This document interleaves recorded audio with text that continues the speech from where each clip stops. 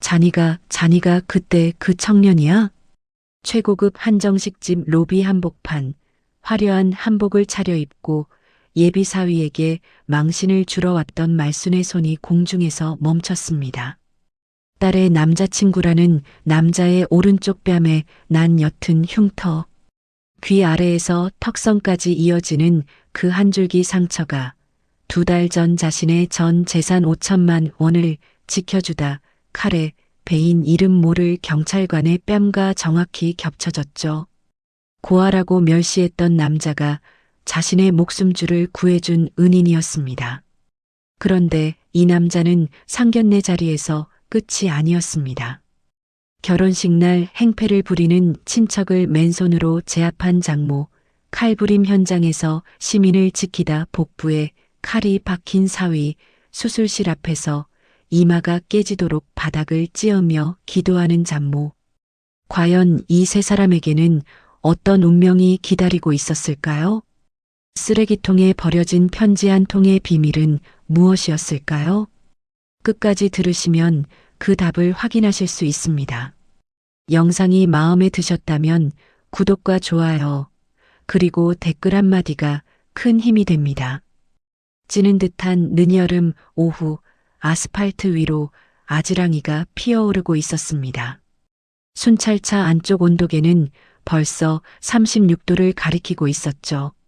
에어컨 바람조차 미지근하게 느껴지는 차 안에서 지구대 소속 3년차 순경 강민준이 운전대를 한 손으로 잡은 채 좁은 골목길로 접어들었습니다. 민준이 손등으로 이마에 땀을 훔치며 중얼거렸습니다. 아이고, 이 더위 진짜. 오늘 하루만 무사히 넘기자. 골목 끝자락에 있는 낡은 현금 자동입 출금기 부스 앞에서 민준의 시선이 딱 멈췄습니다. 부스 안에 60대쯤 되어 보이는 여성이 온몸을 부들부들 떨면서 기기 화면을 들여다보고 있었죠. 부스 바깥에서는 왼쪽 눈 밑에서 턱까지 흉터가 선명한 40대 남자가 휴대전화를 귀에 대고 연신 주변을 살피고 있었습니다. 민준의 손이 운전대 위에서 꽉 굳었습니다. 3년간 현장을 뛰면서 몸에 밴 감각이 목덜미를 타고 올라왔죠. 저놈 보이스피싱 현장 조직이다. 민준이 순찰차를 골목 안쪽에 바짝 붙여 세우고 조심스럽게 문을 열었습니다. 부스 안으로 다가가는 동안 여성의 갈라진 목소리가 또렷하게 들려왔죠. 네. 지금 보내고 있어요. 우리 아들 제발 살려주세요. 우리 아들밖에 없어요, 나는. 기기 화면에 찍힌 송금 금액은 5천만 원, 수취인은 생판 모르는 타인이었습니다. 민준이 부스 유리문을 밀고 들어서며 경찰 신분증을 꺼내 들었습니다. 어르신, 경찰입니다. 잠깐만 멈춰주세요. 62세 오말순, 사색이 된 얼굴에 눈두덩이가 벌겋게 부어 있었습니다. 비키세요.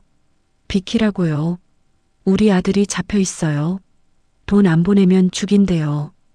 말순이 민준의 가슴팍을 두 손으로 거세게 밀어냈습니다. 어르신, 이건 사기입니다. 아드님 납치 안 됐습니다. 사기라니. 내가 우리 아들 목소리를 몰라. 엄마 살려줘. 그러면서 울었단 말이에요. 말순의 주먹이 민준의 가슴팍을 내리쳤습니다. 1번, 2번, 3번. 민준은 이를 악물고 버텼습니다. 말순의 손가락이 송금 버튼을 누르는 순간 평생 모은 5천만 원은 영영 돌아오지 않을 테니까요. 그때였습니다. 흉터난 남자가 유리문을 벌컥 열고 안으로 뛰어들었습니다. 이 새끼가 뭐야? 꺼져.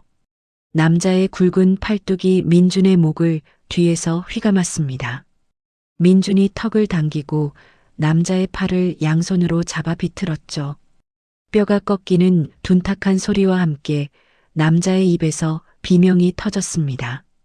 민준이 허리를 낮추고 남자를 어깨 위로 끌어올려 바닥으로 맺혔습니다. 쿵, 부스 안이 흔들릴 만큼 묵직한 충격이었죠.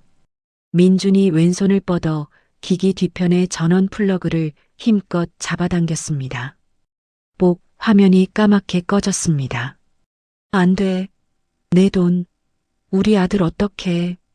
말순이 꺼진 화면을 두드리며 비명을 질렀습니다. 바로 그 순간 바닥에 깔려있던 남자가 주머니에서 소형 잭나이프를 꺼내 들었습니다. 칼날이 민준의 오른쪽 뺨을 귀 아래부터 턱선까지 스치듯 그어갔죠. 윽!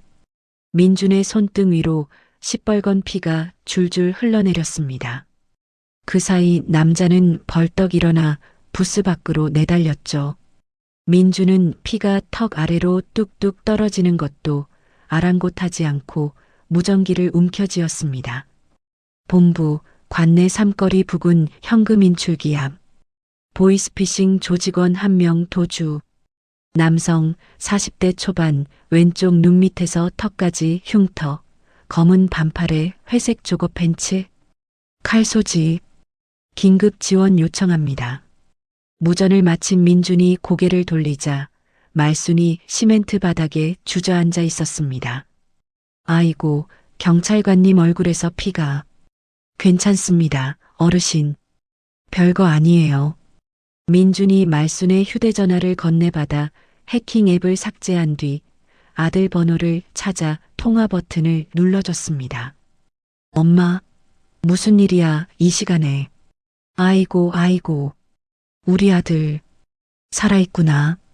말순이 전화기를 두 손으로 부여잡고 엉엉 울었습니다. 엄마, 왜 울어? 무슨 일이야? 아무것도 아니다. 엄마가 잠깐 꿈을 잘못 꿨나 보다. 지구대로 이동해 조서를 작성하는 내내 말순은 의자에 앉아서도 몸을 가누지 못했습니다. 민준이 구급상자를 열어 자신의 뺨에 밴드를 붙인 뒤 말순 앞에 쪼그려 앉았죠. 어르신, 손 좀 보여주세요. 말순의 손등이 여기저기 까져 있었습니다. 민준이 솜에 소독약을 묻혀 톡톡 두드리고 연고를 발라줬죠. 경찰관님이 칼까지 맞았는데 내 손은 괜찮아요. 어르신 손이 먼저입니다. 저야 밴드 하나면 끝이죠, 뭐. 조사가 끝난 늦은 밤 민준이 현금 5천만 원이 든 가방을 말순에게 건넸습니다. 자, 어르신. 한 푼도 안 빠졌습니다. 고맙습니다. 이 돈이 내 전 재산이에요. 식당하면서 20년 넘게 모은 거라고요. 이거 날렸으면 나는 한강에 갔어요. 민준이 순찰차 뒷좌석에 말순을 태우고 자택 앞 골목까지 직접 데려다 줬습니다. 차에서 내린 말순이 민준의 제복 소매를 두 손으로 꽉 잡고 허리를 90도로 굽혀 절을 올렸죠. 이 은혜는 죽어서도 못 잊어요. 성함이라도 좀 알려주세요. 아이고, 그런 거 안 하셔도 됩니다. 이게 제 일인걸요. 민준은 소속도 이름도 밝히지 않은 채 묵묵히 목례만 남기고 순찰차에 올라탔습니다. 어두운 골목길을 빠져나가는 순찰차의 후미등이 점점 작아졌죠. 집으로 돌아온 말순이 거실 불상 앞에 돈 가방을 올려두고 두 무릎을 꿇었습니다. 부처님, 오늘 그 젊은 경찰관님, 칼까지 맞아가면서 날 지켜줬습니다. 이름도 안 알려주고 그냥 갔어요. 제발 그 사람한테 좋은 일만 생기게 해주세요. 고개를 든 말순의 눈앞에 가로등 아래 밴드를 붙인 채 묵묵히 고개를 숙이던 그 젊은 경찰관의 얼굴이 떠올랐습니다. 말순은 그 단단한 눈매를 가슴 깊은 곳에 꾹 눌러 새겼습니다. 보이스피싱 사건이 있은 지 2달이 지난 가을, 도심의 한 고급 레스토랑 창가 자리에 민준과 지윤이 마주 앉아 있었습니다. 테이블 위에는 내년 봄 예식장 카탈로그가 놓여 있었지만 지윤은 서류를 덮어둔 채 창밖만 바라보고 있었죠. 가을비가 유리창을 타고 줄줄 흘러내리고 있었고 지윤의 입술이 가늘게 떨리고 있었습니다. 민준이 냅킨을 쥔 채 지윤의 얼굴을 살폈습니다. 왜 그래? 무슨 일 있어? 지윤이 창밖에서 시선을 거두고 민준을 똑바로 바라봤습니다. 엄마가 상견례 안 한대. 뭐? 고아원 출신의 박봉 경찰이랑은 상견례고 뭐고 없다고. 그 사람이랑 결혼하려면 딸이 없다고 생각하겠다고 했어. 민준이 테이블 아래로 두 주먹을 꽉 쥐었습니다. 손톱이 손바닥을 파고드는 것도 느끼지 못했죠. 언제부터 그러셨어? 처음부터. 내가 말을 못 꺼낸 거야. 민준아, 미안해. 그 순간 지훈의 휴대전화가 테이블 위에서 요란하게 울렸습니다. 전화를 받기도 전에 스피커 밖으로 말순의 고성이 쩌렁쩌렁 울려 퍼졌죠. 이지훈, 또 그 남자랑 만나고 있지. 당장 집으로 안 와.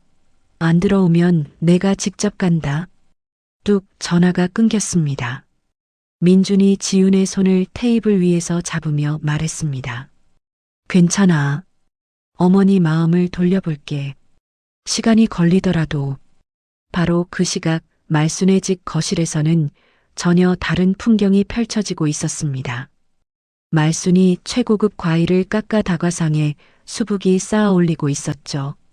거실 소파에는 동네 미용실 원장과 미용실 원장의 아들, 유학파 출신 치과의사 도진이 나란히 앉아 있었습니다. 말순이 도진의 곁에 바짝 붙어 앉으며 과일 접시를 건넸습니다. 도진아, 이거 먹어봐. 백화점에서 제일 비싼 거 골라왔어. 우리 도진이는 역시 반반하다, 안 그래? 도진이 능글맞은 미소를 지으며 과일을 집어들었습니다. 어머니, 과찬이세요. 미용실 원장이 옆에서 맞장구를 쳤습니다. 그러게 말순아. 우리 도진이가 미국에서 유학까지 하는데 이 동네에 이만한 총각이 어딨어. 맞아. 다음 주에 지훈이랑 만남 한번 잡자. 내가 좋은데 예약할게. 쾅 현관문이 열리며 지훈이 들어섰습니다. 거실 소파에 앉아있는 도진을 본 지훈의 얼굴이 순식간에 굳었죠. 이게 뭐야? 나한테 물어보지도 않고. 지훈이 신발도 벗지 않은 채 자기 방으로 들어가 버렸습니다. 말순이 벌떡 일어나 방문 앞으로 달려가 주먹으로 문을 쿵쿵 두드렸죠. 이지훈, 문 열어. 그 경찰하고 당장 헤어져. 고아원 출신의 월급 200만 원짜리가 뭐가 좋다고. 엄마 말이 틀려? 부모도 없는 사람이 결혼하면 누가 도와줘? 방 안에서 아무 대답이 없었습니다. 소파에 앉아 과일을 먹던 도진이 미용실 원장과 눈을 마주치며 입꼬리를 슬쩍 올렸죠. 며칠 뒤 저녁 민준이 말순의 집 앞에 서 있었습니다. 한 손에는 홍삼 세트를, 다른 한 손에는 밤새 정성스럽게 쓴 편지를 들고 있었죠. 민준이 현관문 고리에 편지 봉투를 걸고 홍삼 세트를 내려놓은 뒤 돌아섰습니다. 골목을 빠져나가던 민준의 앞에 도진이 서 있었습니다. 번쩍이는 외제차 키를 손가락 위에서 빙빙 돌리던 도진이 민준의 낡은 운동화와 올이 풀린 점퍼를 위아래로 훑어봤죠. 아, 너 그 경찰이지. 지훈이 남자친구라는. 누구십니까? 나, 곧 이 집 사위 될 사람이야. 도진이 한 발짝 다가서며 민준의 어깨를 툭 쳤습니다. 근본 없는 고아 주제에 남의 귀한 딸 인생 망치지 말고 깨끗하게 떨어져. 민준의 턱 근육이 딱딱하게 굳었습니다. 입술을 꽉 깨물어 아랫입술이 하얗게 질렸죠. 하지만 민준은 주먹을 쥔 채 아무 말 없이 도진을 지나쳐 걸어갔습니다. 도진이 민준의 등 뒤를 향해 휘파람을 길게 불었습니다. 그 편지 쓰레기통에 들어갈 것 뻔한데. 고생이 많다. 민준의 어깨가 한번 움찔했지만 뒤를 돌아보지 않았습니다. 그로부터 며칠 뒤 지훈이 밥을 먹지 않겠다고 선언했습니다. 하루, 이틀, 사흘. 지훈은 물만 마시며 방에서 나오지 않았죠. 이지훈, 밥 안 먹으면 쓰러져. 엄마가 민준이 만나는 거 허락할 때까지 안 먹어. 이 애가 진짜. 그래, 안 먹으면 말아. 말순이 부엌으로 돌아가 국자를 쩡 하고 내려놓았습니다. 하지만 결국 말순이 한 발 물러섰죠. 상견례를 승낙한 겁니다. 다만 말순의 속셈은 따로 있었습니다. 미용실 원장 모자를 상견례 자리에 대동해서 민준에게 공개적으로 망신을 주겠다는 계산이었죠. 상견례 날짜가 확정되자 민준은 은행으로 달려가 3년간 모아둔 적금을 깨서 생애 첫 맞춤 정장을 결제했습니다. 매일 밤 원룸 화장실 거울 앞에서 인사말을 수십 번씩 연습했죠. 어머니, 처음 뵙겠습니다. 강민준입니다. 거울 속 자신에게 고개를 숙여 보이며 민준이 낮게 중얼거렸습니다. 잘할 수 있어. 괜찮아. 그런데 상견례 전날 밤이었습니다. 야간 순찰을 돌던 민준의 눈에 익숙한 것이 들어왔죠. 지훈의 아파트 쓰레기 분리수거장에 뜯기지도 않은 홍삼 세트와 편지 봉투가 처박혀 있었습니다.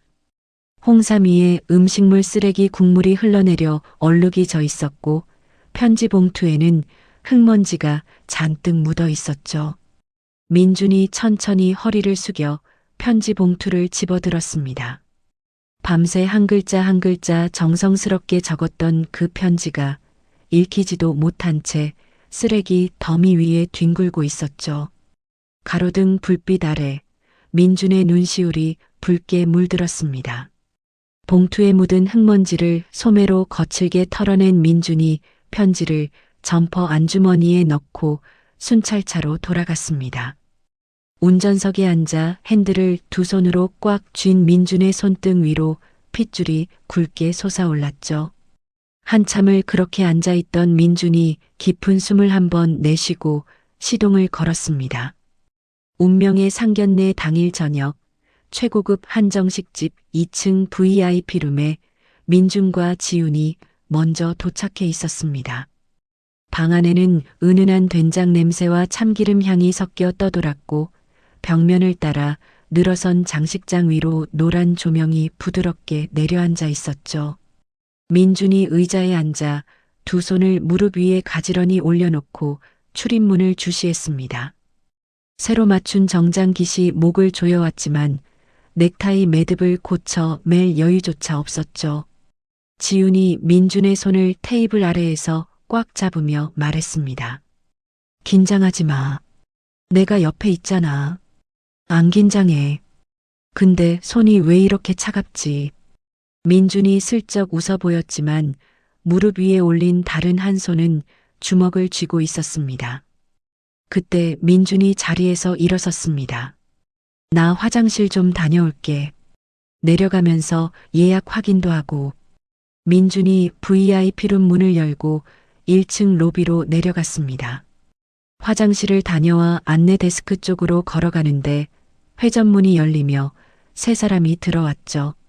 화려한 한복을 차려입은 말순이 앞장서고 그 뒤로 미용실 원장과 맞춤 정장을 빼입은 도진이 따라 들어왔습니다. 말순의 입가에는 단단히 벼른 듯한 주름이 잡혀 있었고 미용실 원장은 연신 말순의 팔을 잡고 무언가를 속삭이고 있었죠. 민준이 안내 데스크 앞에서 걸음을 멈췄습니다. 세 사람과 정면으로 마주친 겁니다. 도진이 민준을 발견하자마자 코웃음을 치며 성큼 다가왔습니다. 어이, 이게 누구야? 또 만났네. 도진이 민준의 정장깃을 손가락으로 튕기며 위아래를 훑어봤죠. 정장은 새로 맞췄나 본데 어디서 싸구려 원단 냄새가 나는 것 같은데. 천혜고와 주제에 분수도 모르고 고급 식당에 발을 들이다니. 도진의 손가락이 민준의 가슴팍을 콕콕 찔렀습니다. 이 자리가 네가 올 자리가 아니야. 알아서 꺼져. 민준의 턱 근육이 딱딱하게 굳었습니다. 주먹을 쥔 손등 위로 핏줄이 솟아올랐지만 민준은 입술을 꽉 깨문 채 한 발짝도 물러서지 않았죠. 저는 오늘 상견례 하러 왔습니다. 상견례? 웃기지도 않네. 장모될 분이 누굴 사위로 점 찍었는지도 모르면서 도진이 외제차 키를 손가락에 걸고 흔들며 비웃었습니다. 그런데 바로 그때 화장실에 들렀다 뒤늦게 로비로 합류한 말순이 두 사람 사이로 다가왔습니다. 말순은 민준에게 삿대질을 하며 모욕을 퍼붓는 도진의 모습을 보고 눈살을 찌푸렸죠. 말순이 헛기침을 한 번 하고 민준을 매섭게 쏘아보려는 순간이었습니다. 허리를 펴고 뒤로 물러선 민준의 얼굴이 로비 천장의 조명을 정면으로 받았죠. 말순의 시선이 민준의 오른쪽 뺨에서 딱 멈췄습니다. 귀 아래에서 턱선까지 이어지는 옅은 흉터. 2달 전 그치는 듯한 오후 낡은 현금 인출기 부스 안에서 칼에 베이면서도 자신을 지켜주던 그 젊은 경찰관의 뺨에 새겨졌던 바로 그 상처였습니다. 말순의 눈동자가 좌우로 심하게 흔들렸습니다. 입에 물고 있던 안경이 손에서 미끄러져 대리석 바닥 위로 떨어졌죠. 짤깍 안경알이 산산조각이 나는 소리가 로비에 짧게 울렸습니다. 말순이 비틀거리며 민준 앞으로 다가갔습니다. 떨리는 손을 들어 민준의 오른쪽 뺨에 난 흉터 위를 손가락 끝으로 천천히 더듬었죠. 귀 아래에서 시작해 턱선까지 칼날이 지나간 자리를 그대로 따라가는 말순의 손가락이 파르르 떨렸습니다. 민준이 말순의 손길에 움찔하며 물었습니다. 저 어르신, 괜찮으세요? 말순의 입이 벌어졌다 닫혔다를 반복했습니다. 목구멍에서 소리가 나오지 않았죠. 자니가 그 청년이야? 말순의 목소리가 갈라졌습니다.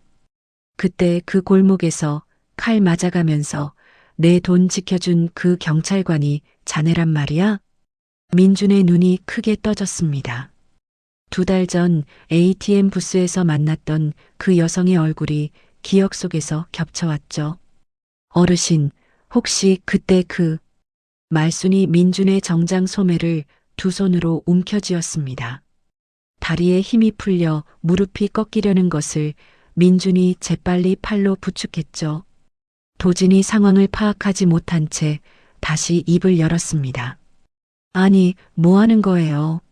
어머니, 이런 놈한테 왜? 말순이 뒤돌아섰습니다. 안내 데스크 위에 놓여있던 안내 팸플릿 뭉치를 와락 움켜쥐더니 도진의 뺨을 향해 힘껏 후려쳤죠.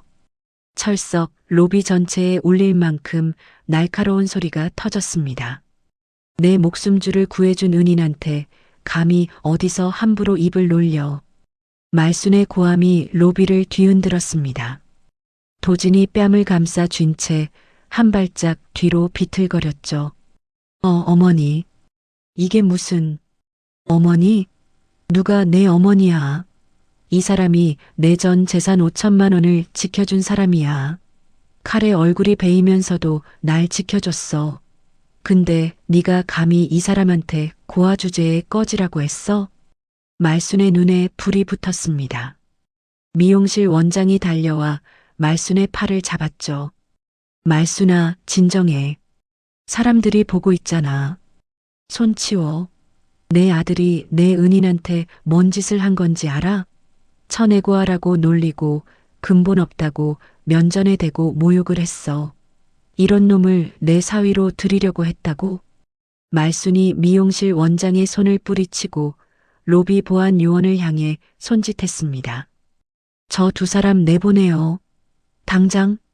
보안 요원 2명이 다가오자 도진과 미용실 원장은 입을 다물지 못한 채 식당 밖으로 뒷걸음질 쳤습니다. 회전문이 닫히고 두 사람의 모습이 완전히 사라지자 말순의 다리에서 힘이 스르르 빠졌죠. 말순이 로비 바닥에 주저앉으며 민준의 두 손을 덥석 부여잡았습니다. 거칠고 투박한 말순의 손가락이 민준의 손등을 꽉 감싸쥐었죠. 미안해.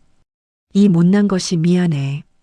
자니가 내 은인인 줄도 모르고 고아라고 경찰이라고 내가 얼마나 모질게 굴었는지. 말순의 어깨가 들썩이며 통곡이 터져나왔습니다. 1층의 소란을 듣고 VIP룸에서 뛰어내려온 지훈이 계단 아래에서 멈춰 섰습니다. 앙숙이어야 할 어머니가 민준의 손을 잡고 바닥에 주저앉아 울고 있는 모습에 지훈은 계단 난간을 붙잡은 채 입을 다물지 못했죠. 엄마, 이게 무슨... 말순이 눈물을 닦지도 않은 채 벌떡 일어섰습니다. 민준의 정장 어깨에 묻은 먼지를 자기 옷소매로 톡톡 털어주더니 민준의 팔짱을 끼고 계단을 향해 걸어갔죠. 가자. 올라가자. 오늘 내 사위한테 제대로 된 밥 한 끼 대접해야지. 2층 VIP룸에 다시 자리를 잡은 말순이 종업원을 불렀습니다. 여기 가장 비싼 코스 요리로 다 바꿔주세요. 제일 좋은 걸로. 말순이 민준의 빈 찻잔에 따뜻한 차를 가득 채워 넣으며 말했습니다. 많이 먹어. 살이 빠진 것 같구만. 밥은 제대로 먹고 다녀. 어머니, 저는 괜찮습니다. 괜찮긴 뭐가 괜찮아. 자네 숟가락 이리 내봐. 말순이 민준의 숟가락을 낚아채더니 최고급 전복구이를 수북이 올려서 돌려줬습니다. 민준은 젓가락질을 멈추고 맞은편의 지훈과 시선을 마주쳤죠.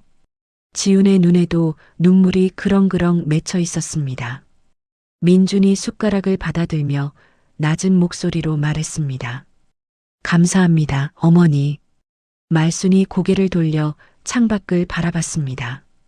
어두운 창문에 비친 자신의 얼굴 위로 눈물 자국이 번져 있었죠. 말순이 앞치마 끝으로 눈가를 훔치며 입을 열었습니다. 고맙다는 말은 내가 해야지.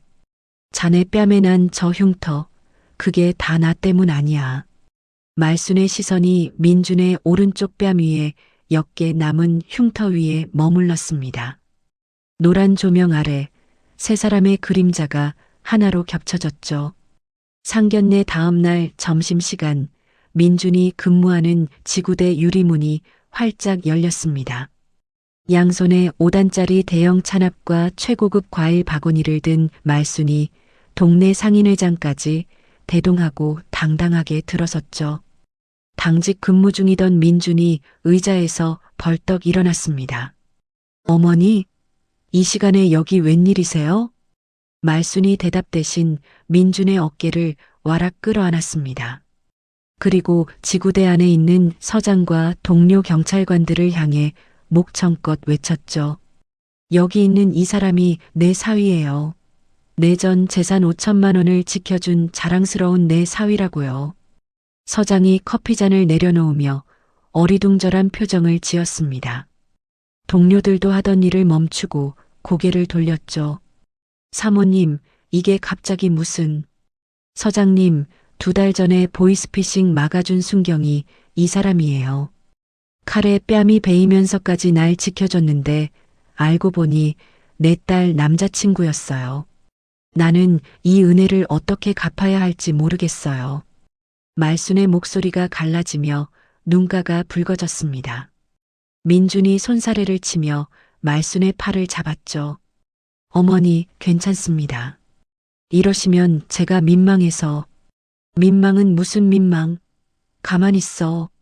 말순이 민준을 밀어앉힌 뒤 회의실 테이블을 전부 이어붙이기 시작했습니다.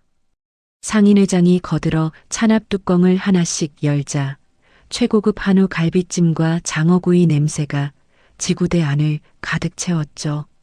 다들 앉으세요. 오늘은 내가 쏩니다. 우리 사위 동료분들한테 제대로 한상 차려야죠.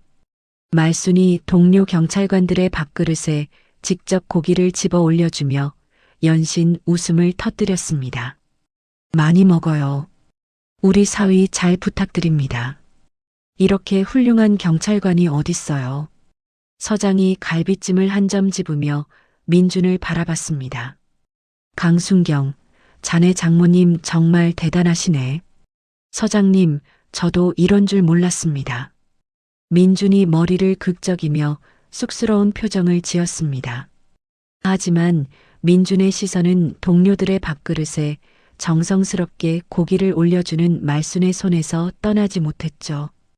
부모님이 싸준 도시락 한 번 받아본 적 없던 민준이었습니다.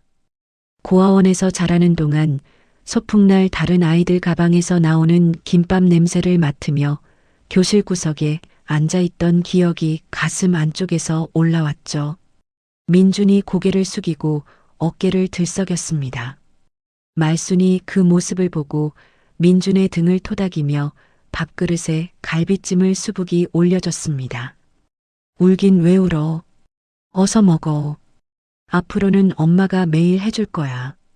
그날 오후 동네 마트 과일 코너에서 말순과 미용실 원장이 마주쳤습니다. 미용실 원장이 진열대 사이로 다가오며 입을 열었죠. 말순아, 어제 우리 도진이 뺨을 때린 건 너무하지 않았어? 그 고아 출신 경찰이 뭐가 그리 대단하다고. 말순의 손이 멈췄습니다. 장바구니에 넣으려던 사과를 도로 내려놓고 미용실 원장을 똑바로 바라봤죠. 뭐라고? 지금 내 사위를 뭐라고 했어? 고아는 고아지 뭐. 사실이 아냐? 부모도 없고 배경도 없는 사람이. 말순이 왼손에 들고 있던 대파 단을 번쩍 들어 올렸습니다. 철썩 미용실 원장의 등짝을 내리쳤죠. 우리 사위가 고하면 어때서? 칼에 맞아가면서 내 목숨을 살린 사람이야. 내 아들은 뭐 했어? 남의 집 현관 앞에서 사람한테 근본 없다고 모욕이나 하고. 아이고 말순아, 때리면 어떡해. 오늘부로 너하고 인연 끊는다. 30년 알고 지냈어도 내 사위 욕하는 사람하고는 못 만나. 말순이 대파를 장바구니에 쑤셔넣고 계산대를 향해 성큼성큼 걸어갔습니다. 미용실 원장이 등을 쓸어내리며 멍하니 서 있었죠. 말순의 주도로 결혼 준비는 일사천리로 진행되었습니다. 말순은 오랜 인맥을 동원해 강남의 최고급 예식장을 잡고 계약금을 현찰로 결제해 버렸죠. 주말마다 민준을 집으로 불러들인 말순은 거실 바닥에 신혼집 카탈로그와 가전제품 팸플릿을 수십 장씩 펼쳐놓고 하나하나 물었습니다. 냉장고는 어떤 게 좋아? 세탁기는 드럼으로 할까? 통돌이로 할까?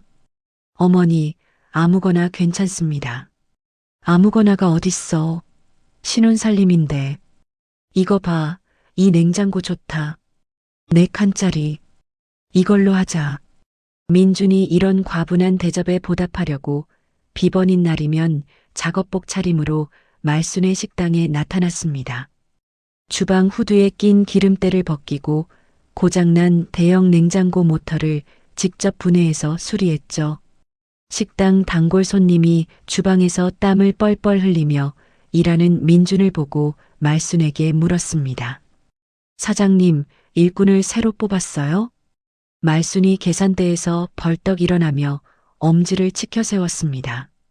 일꾼이 아니라 하늘이 내린 우리 사위예요. 민준이 주방에서 고개를 내밀며 쑥스럽게 웃었죠. 어느 날 저녁 민준이 홀로 자랐던 보육원의 낡은 지붕 공사 소식을 말순이 전해 들었습니다. 다음 날 아침 말순은 아무에게도 알리지 않고 보육원 원장 수녀를 찾아갔죠. 수녀님, 이거 공사비에 보태세요. 보낸 사람은 없는 겁니다. 말순이 두툼한 봉투를 수녀의 손에 쥐어주고 고개를 숙인 뒤 보육원 문을 나섰습니다. 뒤늦게 이 사실을 알게 된 민준이 말순의 집 현관 앞에 섰습니다. 초인종을 누르고 문이 열리자마자 민준이 현관 바닥에 무릎을 꿇었죠. 고개를 숙인 민준의 어깨가 심하게 떨렸습니다. 어머니, 감사합니다. 제가 어떻게... 아이고, 이게 무슨 짓이야. 남자가 무릎을 꿇어. 말순이 민준의 등짝을 가볍게 탁 치며 팔을 잡아 일으켰습니다. 울지 말고 들어와. 밥 해놨어. 말순이 민준의 팔을 잡아 끌어 집 안으로 들여보냈습니다. 현관문이 닫히기 직전 말순이 고개를 돌려 아무도 없는 복도를 바라봤죠. 입술을 꽉 깨문 말순의 눈가에도 물기가 번지고 있었습니다. 예식 한 달 전 말순은 유명 양복점에 민준을 데려가 가장 비싼 수입 원단으로 예복을 맞췄습니다. 어머니, 이건 너무 비쌉니다. 내 사위 예복인데 비싼 게 어딨어. 가만히 서 있어. 내가 골라줄게. 민준이 거울 앞에서 가봉된 예복을 입어보는데 말순이 뒤에서 옷매무새를 다듬어줬습니다. 어깨 솔기를 잡아당기고 소매 길이를 살피고 등판의 주름을 손바닥으로 쓸어내렸죠. 거울 속에 비친 말순의 모습을 바라보는 민준의 눈가가 붉어졌습니다. 태어나서 처음으로 누군가가 자신의 옷매무새를 다듬어주고 있었죠. 어머니, 혼주석에 앉으실 분이 안 계시는데 내가 앉으면 되지. 신부 측도 나, 신랑 측도 나. 내가 양쪽 다 한다. 걱정 마. 결혼식 하루 전날 밤 말순이 민준의 원룸을 찾아왔습니다. 택배 상자만 한 나무 목함을 탁자 위에 올려놓았죠. 안에는 말순이 직접 깎은 부부 도장과 예물시계가 들어있었습니다. 말순이 아무 말 없이 민준의 등을 2번 다독이고 문을 나섰습니다. 복도에서 멀어지는 말순의 발소리를 듣고 있던 민준이 목함을 가슴에 꽉 끌어안았습니다. 텅 빈 원룸 안에서 민준의 어깨가 소리 없이 들썩였죠. 결혼식 당일 아침 화사한 생화로 장식된 최고급 호텔 예식장 로비에 하객들이 하나둘 모여들고 있었습니다. 턱시도를 입은 민준이 로비 입구에 서서 하객들에게 고개를 숙여 인사하고 있었죠. 로비 한쪽에는 축의금 접수대가 차려져 있었고 흰 봉투들이 차곡차곡 쌓이고 있었습니다. 그때 로비 회전문이 벌컥 열리며 술 냄새를 풍기는 50대 후반의 중년 남성이 비틀거리며 들어왔습니다. 민준이 고아원에 있던 시절 잠시 위탁되었던 먼 친척이었죠. 야, 강민준, 이 자식이 결혼을 해? 남자가 로비 한가운데서 고함을 질렀습니다. 하객들이 일제히 고개를 돌렸죠. 내가 누군지 알지? 내가 너 어릴 때 걷어서 먹여 살렸어. 은혜도 모르는 놈이 청첩장 한 장 안 보내? 민준의 얼굴이 굳었습니다. 잠시 위탁되었다가 3달 만에 다시 고아원으로 보내진 기억이 목구멍까지 치밀어 올랐죠. 하지만 민준은 2 주먹을 꽉 쥔 채 입을 열었습니다. 아저씨, 오늘은 제 결혼식입니다. 조용히 해주십시오. 조용히? 내가 키워놓은 놈이 경찰 월급으로 호텔 결혼식을 해? 축의금은 당연히 내가 가져가야지. 남자가 접수대로 성큼 다가가더니 쌓여있던 축의금 봉투를 양팔로 쓸어 담기 시작했습니다. 접수를 맡던 민준의 후배 경찰이 팔을 잡으려 했지만 남자가 팔꿈치로 후배의 가슴을 밀쳐냈죠. 이거 나, 다 내 거야. 로비가 순식간에 아수라장이 되었습니다. 그런데 바로 그때 한복 치맛자락을 거머쥔 말순이 로비 반대편에서 달려왔습니다. 말순의 2 눈이 접수대 위에 축의금 봉투를 움켜쥐고 있는 남자를 정확하게 겨냥했죠. 이 사람이 지금 뭐 하는 거야? 말순이 남자의 팔목을 잡아 비틀었습니다. 남자가 비명을 지르며 균형을 잃자 말순이 그대로 바닥에 내동댕이 쳤죠. 쿵, 남자의 등이 대리석 바닥에 부딪히는 소리가 로비를 울렸습니다. 내 사위 결혼식에서 행패야? 오늘 명예훼손에 영업방해로 고소한다. 각오해. 말순이 미리 대기시켜둔 보안 요원 2명을 향해 손짓했습니다. 저 사람 묶어서 밖으로 내보내요.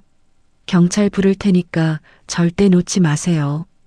보안 요원들이 남자의 양팔을 잡아 일으켜 세우고 로비 밖으로 끌고 나갔습니다. 남자가 발버둥을 치며 소리를 질렀지만 호텔 정문이 닫히자 고함 소리도 뚝 끊겼죠. 말순이 흐트러진 한복 옷고름을 매만지며 접수대 위에 봉투를 다시 가지런히 정리했습니다. 하객들이 웅성거리는 사이 말순이 민준을 돌아보며 단호하게 말했죠. 걱정 마. 오늘은 파리 한 마리도 못 들어와. 소동이 정리되고 예식이 시작되었습니다. 화촉점화 순서에서 말순이 혼자 버진 로드를 걸어 나왔죠. 양손에 긴 성냥을 하나씩 든 말순이 신부 측의 붉은 초에 불을 붙이고 주저하지 않고 그대로 신랑 측의 푸른 초 앞으로 걸어갔습니다. 하객석에서 웅성거림이 일었습니다. 신랑 측 초는 신랑 혼주가 점화하는 것이 관례였으니까요.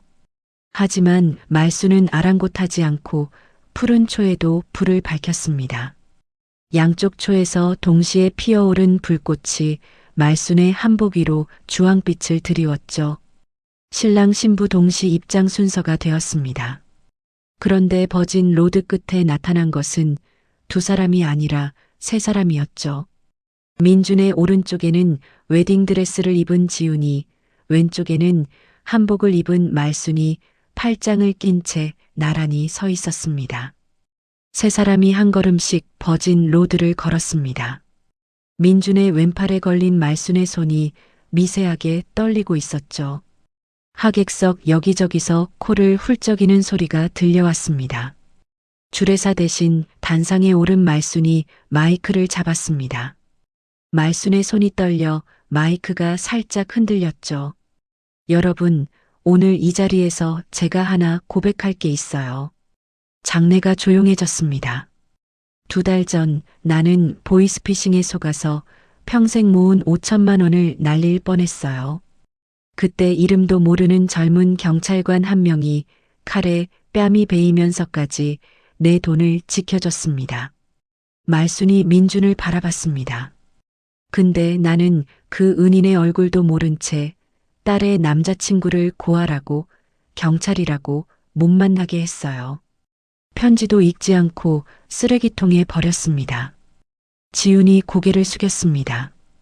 민준의 턱 근육이 꽉 조여졌죠.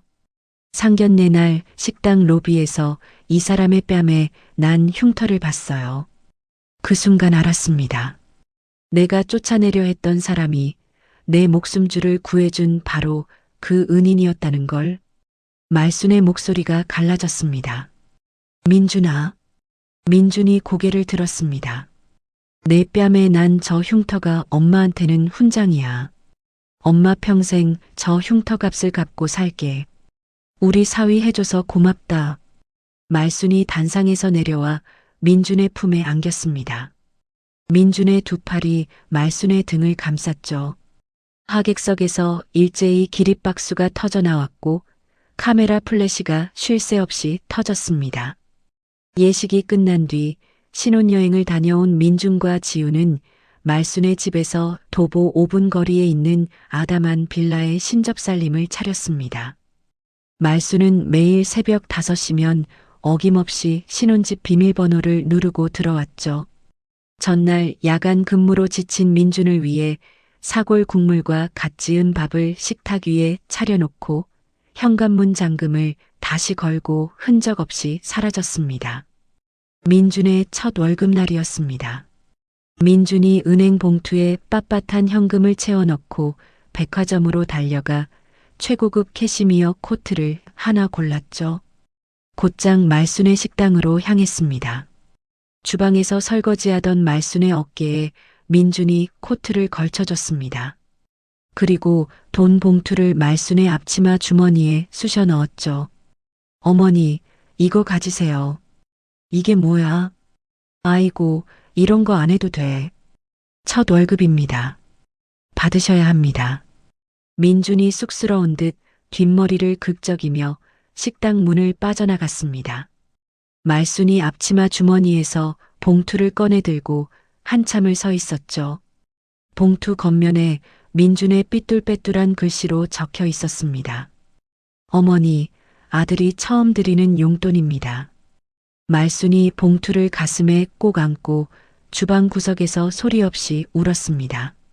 그의 겨울 첫눈이 내리는 저녁, 순찰을 마친 민준이 패딩 점퍼 안에 뜨거운 군고구마와 붕어빵 봉투를 품고 말순의 집 현관문을 열었습니다.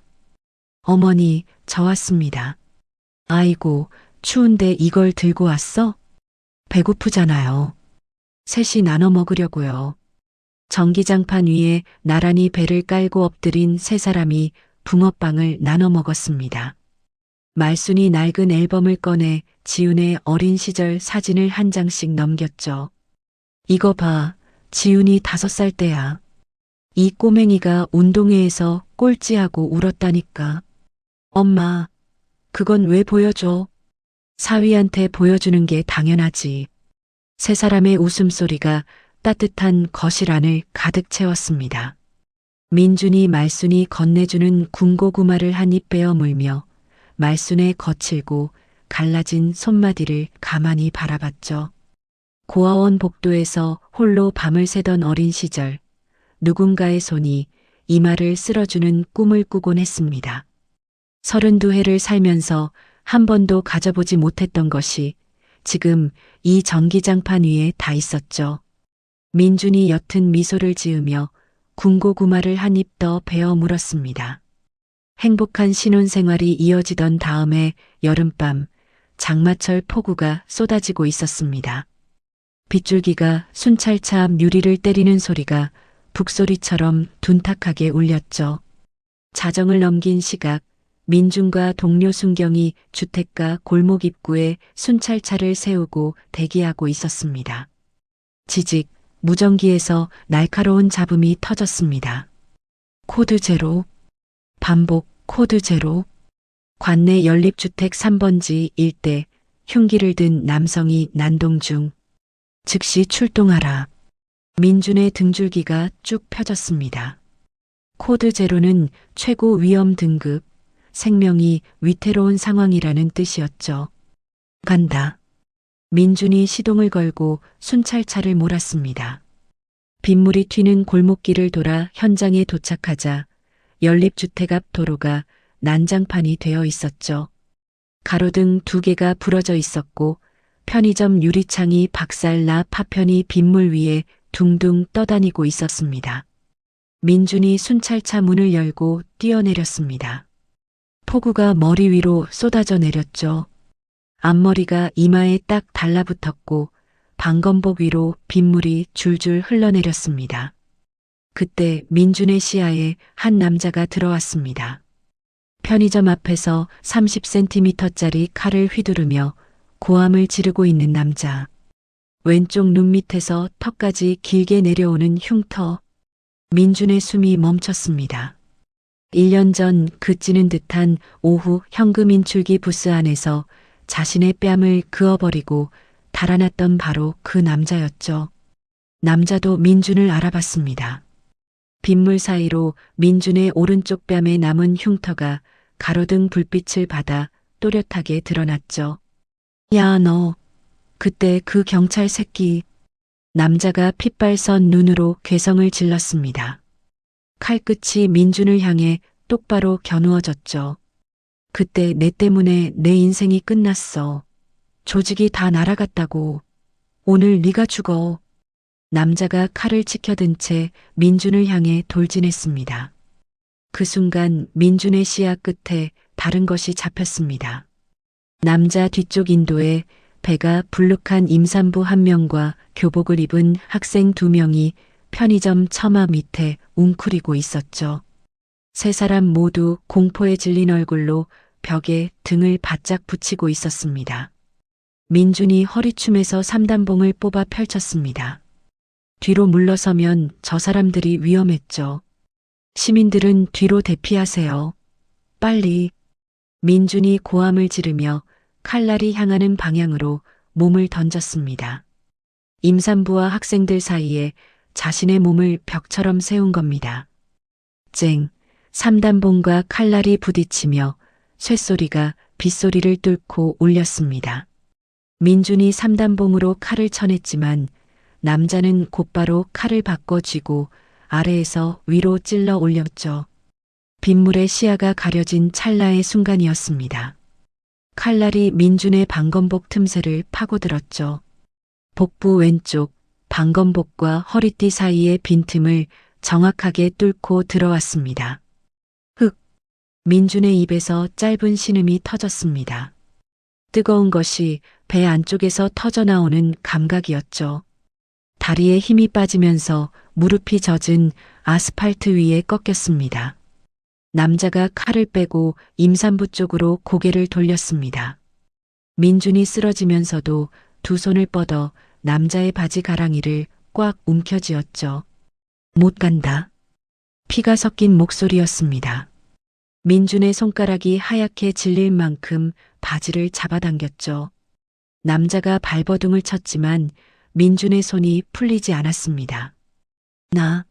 이 새끼 나. 남자가 민준의 손등을 발로 밟았습니다. 민준은 이를 악물고 버텼죠. 아스팔트 위로 빗물과 피가 뒤섞여 붉은 물줄기가 흘러내렸습니다. 탁 뒤따라온 동료 경찰이 테이저건을 발사했습니다. 남자의 몸이 경련을 일으키며 바닥에 쓰러졌죠. 민준이 흐릿해지는 시야로 남자가 제압되는 것을 확인했습니다. 그리고 빗물이 고인 아스팔트 위로 서서히 눈을 감았죠. 같은 시각 말순의 집 거실이었습니다. 천둥 소리에 잠을 설치며 소파에 앉아있던 말순의 눈앞에서 벽에 단단히 고정해둔 부적 액자가 갑자기 바닥으로 떨어졌습니다. 쨍그랑 유리가 산산조각이 났죠. 말순이 가슴을 움켜쥐고 자리에서 벌떡 일어섰습니다. 아이고, 이게 왜 이래? 왜 이러지? 그 순간 휴대전화가 울렸습니다. 화면에 서장님이라는 글자가 떴죠. 말순의 손가락이 전화기 위에서 얼어붙었습니다. 여보세요. 사모님, 저 서장입니다. 민준이가 현장에서 칼에 찔렸습니다. 지금 대학병원 응급실로 이송 중입니다. 말순의 다리에서 힘이 빠졌습니다. 전화기를 쥔 채 거실 바닥에 주저앉았죠. 뭐라고요? 지금? 말순이 겉옷도 걸치지 못하고 맨발로 현관문을 박차고 나갔습니다. 폭우가 쏟아지는 도로에서 택시를 향해 몸을 던지듯 뛰어들었죠. 아저씨, 대학병원 응급실이요. 빨리, 제발 빨리. 대학병원 응급실 앞 복도, 바닥에 주저앉아 실신 직전인 지훈을 말순이 발견했습니다. 지훈의 손에는 병원에서 건네준 비닐봉지가 쥐어져 있었고 안에는 피로 범벅이 된 민준의 경찰 계급장이 들어 있었죠. 엄마. 지훈이 말순을 보자마자 비명을 질렀습니다. 말순이 지훈에게 달려가는 순간 수술실 쪽 복도에서 들것이 밀려나왔죠. 제복이 가위로 잘려나간 민준의 몸 위에 의료진 2명이 올라타 가슴을 눌러대고 있었습니다. 입과 코에 산소 호흡기가 씌워져 있었고 복부에 감긴 거즈는 이미 시뻘건 피로 흥건했죠. 민준아. 말순이 들것을 향해 달려갔지만 간호사가 팔을 잡아막았습니다. 보호자분, 지금 들어가시면 안 됩니다. 수술실 문이 닫혔습니다. 얼마 뒤 집도의가 보호자 대기실로 나왔죠. 집도의의 표정이 어두웠습니다. 보호자 되십니까? 흉기가 주요 장기를 심하게 훼손했고 피를 너무 많이 흘렸습니다. 솔직히 말씀드리면 살아날 가능성이 많이 낮습니다. 수술 동의서에 서명해 주셔야 합니다. 지훈이 비명을 지르며 바닥에 엎드러졌습니다. 말순이 입술을 깨물어 피가 배어나왔죠. 말순이 지훈의 어깨를 양손으로 잡아 일으켜 세워 의자에 앉혔습니다. 정신 차려. 무너지면 안 돼. 말순이 동의서에 갈겨 쓰듯 서명을 마쳤습니다. 그리고 집도의의 가운깃을 양손으로 꽉 움켜쥐고 바닥에 무릎을 꿇었죠. 선생님, 제발 살려주세요. 내 사위를, 내 아들을 살려주세요. 수술실에 붉은 불이 켜졌습니다. 말순이 수술실 문 앞 시멘트 바닥에 이마를 찧었죠. 부처님, 이 악연의 고리를 만든 건 나입니다. 그때 내가 사기를 안 당했으면 저 아이 뺨에 흉터도 안 생겼고 그놈한테 원한을 살 일도 없었어요. 다 내 죄입니다. 벌을 주시려면 나한테 주세요. 저 착한 아이는 제발, 제발 살려주세요. 말순의 이마에서 피가 배어 나왔습니다. 지훈이 기어와 말순의 등에 매달려 울었죠. 폭우 소리와 천둥 소리가 병원 창문을 흔드는 가운데 수술실의 붉은 불은 꺼지지 않았습니다. 중환자실 입원 3일째 되는 날 아침이었습니다. 무려 12시간에 걸친 대수술 끝에 심장 박동은 간신히 돌아왔지만 민주는 온몸에 생명 유지 장치를 매단 채 깊은 혼수 상태에서 헤어나오지 못하고 있었죠. 중환자실 안에는 기계가 내뿜는 규칙적인 삐소리와 산소 호흡기의 씩씩거리는 소리만 번갈아 울렸습니다. 수술 과정에서 큰 문제가 하나 있었습니다. 민준의 혈액형이 희귀형이라 수혈할 피가 턱없이 부족했던 거죠. 말순이 병원 복도에서 휴대전화를 붙잡고 소리를 질렀습니다. 회장님, 나 말순이야. 지금 헌혈 버스 좀 보내줘요. 내 사위가 피가 모자라서 죽게 생겼어. 말순 씨, 헌혈 버스가 그렇게 쉽게 오는 게 아니잖아. 안 된다는 말하지 마. 상인회고 부녀회고 다 불러. 내가 지금 직접 전화 돌릴 테니까 사람만 모아줘. 말순이 전화를 끊고 연락처 목록을 위에서 아래로 쭉 훑어가며 전화를 돌리기 시작했습니다. 식당 단골 손님, 시장 상인들, 동네 부녀회 회원들, 생각나는 사람은 전부 다 불렀죠. 그 결과 다음날 아침 병원 앞마당에 헌혈 버스 3대가 줄지어 들어왔습니다. 버스 앞에 길게 늘어선 줄을 본 간호사가 말순에게 달려왔죠. 사모님, 저 사람들이 전부 헌혈하러 온 거예요? 그럼요. 우리 사위 살릴 피가 부족하다는데 가만히 앉아 있겠어요? 말순이 헌혈 버스 앞에서 줄을 선 사람들에게 일일이 허리를 숙여 인사했습니다. 그런데 설상가상으로 지훈이 쓰러졌습니다. 임신 초기의 심한 입덧과 극도의 스트레스를 버티지 못한 거죠. 응급실 병상에 링거를 맞고 누운 지훈의 얼굴이 종이장처럼 하얗게 질려 있었습니다. 엄마, 민준이 깨어날 수 있는 거야? 이러다 정말. 그런 소리 하지 마. 깨어나. 반드시 깨어나. 말순이 지훈의 이불을 목까지 끌어올려주고 병실을 나섰습니다. 그리고 병원 구석에 가니 침대에 웅크리고 앉아 중환자실 유리창만 바라봤죠. 사흘째 제대로 먹지도 자지도 못한 말순의 광대뼈가 깊이 패여 있었고 입술은 바짝 말라 갈라져 있었습니다. 경찰청장이 직접 병원을 방문했습니다. 검은 정장에 흰 장갑을 낀 청장이 말순 앞에서 고개를 숙였죠. 사모님, 강민준 순경에게 특진과 훈장을 수여하겠습니다. 국가를 위해 헌신한. 말순이 청장의 말을 잘랐습니다. 청장님, 훈장 필요 없어요. 특진도 필요 없어요. 내 사위 다시 두 발로 걷게만 해주세요. 그것만 해주시면 됩니다. 말순이 청장의 손을 두 손으로 잡고 고개를 숙였습니다. 청장이 입술을 꽉 다물고 말순의 손을 감싸쥐었죠. 면회 시간이 되면 말순은 머리부터 발끝까지 멸균복을 뒤집어 쓰고 중환자실에 들어갔습니다.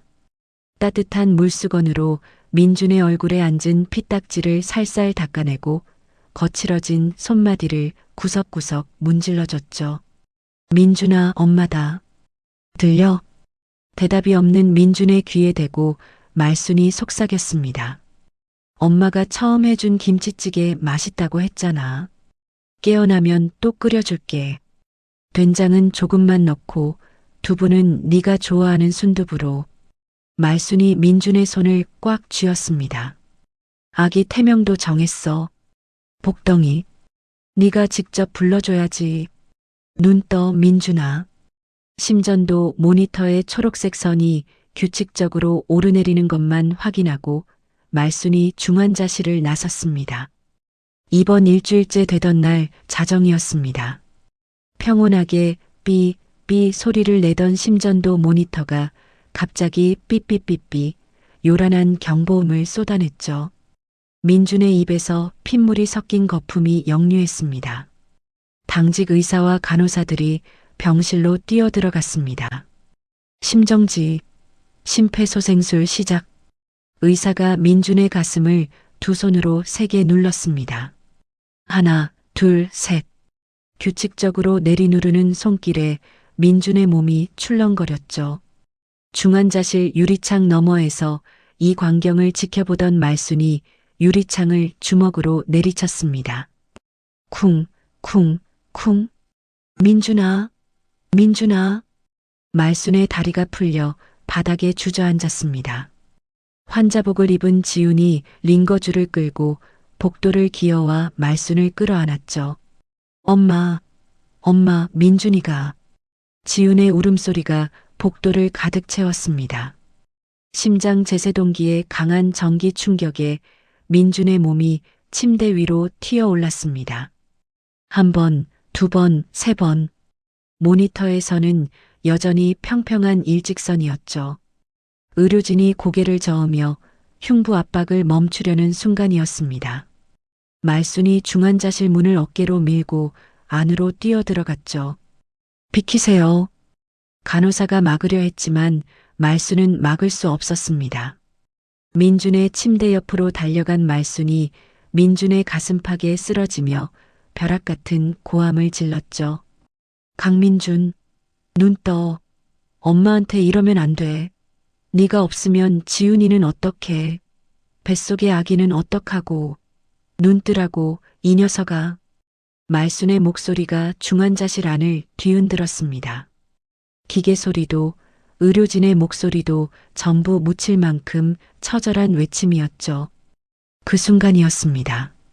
멈춰있던 심전도 모니터의 일직선이 미세하게 꿈틀거렸습니다.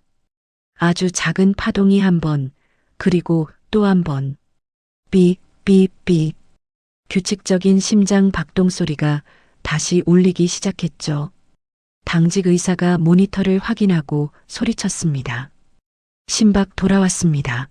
안정세 들어갑니다.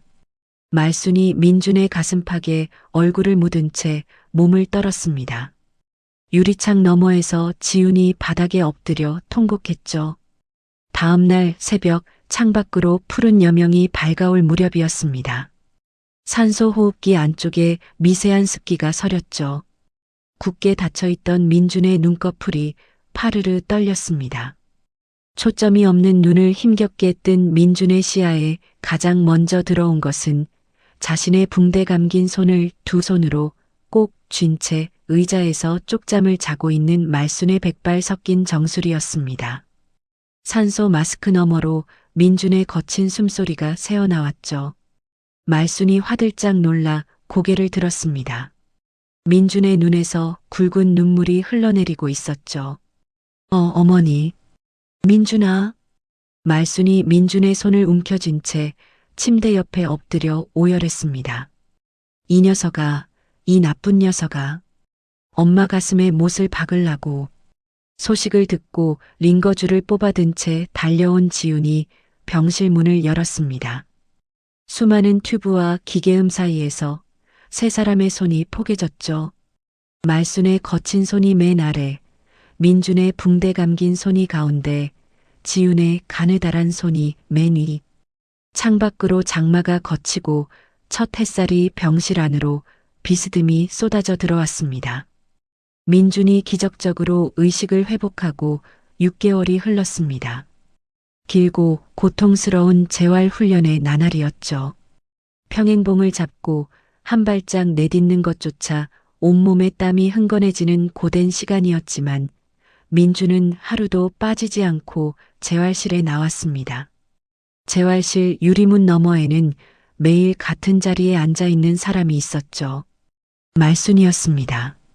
보온병에 사골 국물을 담아와 재활이 끝날 때마다 민준의 입에 숟가락을 가져다 대던 말순은 민준이 평행봉 없이 첫걸음을 떼는 순간 유리문 밖에서 주먹을 불끈 쥐며 소리 없이 울었죠. 퇴원 당일 아침 민준이 경찰청장 표창이 수놓아진 정복을 말끔하게 차려입었습니다.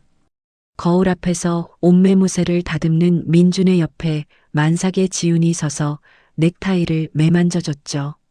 잘 어울려. 우리 남편. 고마워. 나 좀 떨리는데. 바보. 칼 앞에서도 안 떨리던 사람이. 민준이 지훈의 손을 잡고 병실 문을 열었습니다. 지훈의 곁에 서서 두 발로 당당하게 병원 로비를 걸어 나왔죠. 로비에는 사람들이 가득 서 있었습니다. 그날 밤 민준이 온몸을 던져 지켜냈던 임산부 가족과 교복을 입은 학생들이 커다란 현수막을 들고 기다리고 있었죠. 현수막에는 굵은 글씨로 강민준 순경님 감사합니다 라고 적혀 있었습니다. 경찰관님, 학생 한 명이 뛰어와 민준의 품에 꽃다발을 안겼습니다. 그날 밤에 경찰관님이 안 막아줬으면 저희 다 죽었어요. 정말 감사합니다. 임산부였던 여성이 유모차를 끌고 다가왔죠. 유모차 안에는 생후 3개월 된 아기가 곤히 자고 있었습니다. 이 아이가 경찰관님 덕분에 세상에 나올 수 있었어요. 민준이 고개를 숙여 아기의 얼굴을 내려다봤습니다. 입술을 꽉 깨물었지만 눈가에 물기가 번졌죠. 건강하게 태어나서 다행입니다. 로비 한쪽 벽에 걸린 대형 텔레비전에서 속보 자막이 흘러나왔습니다. 현장에서 체포된 행동대장의 진술을 토대로 보이스피싱 조직의 국내 총책과 하부 조직 전체가 일망타진되었다는 보도였죠. 말순이 텔레비전 화면을 올려다보며 민준의 팔을 꽉 잡았습니다. 맞지? 네가 잡은 거야. 네가 목숨 걸고 잡은 놈들이야. 어머니, 제가 한 게 아니라 동료들이. 됐어. 겸손은 집에 가서 떨어. 퇴원 수속을 마치고 택시를 탄 세 사람이 도착한 곳은 기존의 좁은 빌라가 아니었습니다. 햇살이 잘 드는 넓은 아파트 현관 앞이었죠. 민준이 고개를 갸웃거렸습니다. 어머니, 여기가 어디예요? 들어가 봐. 말순이 현관 비밀번호를 누르고 문을 열었습니다. 현관문이 열리자마자 천장 가득 장식된 풍선이 쏟아져 내렸죠. 거실 한가운데에 한복을 곱게 차려입은 말순이 직접 만든 3단 케이크가 카트 위에 올려져 있었습니다. 어머니, 이게 내 식당 처분한 돈으로 샀어. 잔소리 말고 들어와. 민준의 발이 현관 안쪽에서 멈췄습니다. 어머니, 식당을 파셨어요? 그 식당이 어머니 인생 전부잖아요. 식당보다 네가 중요하지, 이 바보야. 식당은 또 차리면 되는데 사위는 하나밖에 없잖아. 민준의 입술이 떨렸습니다. 지훈이 민준의 등을 밀어 거실로 들여보냈죠. 상다리가 부러질 듯 차려진 진수성찬 앞에 앉은 민준에게 말순이 봉투 하나를 건넸습니다. 아파트 등기권리증이었죠.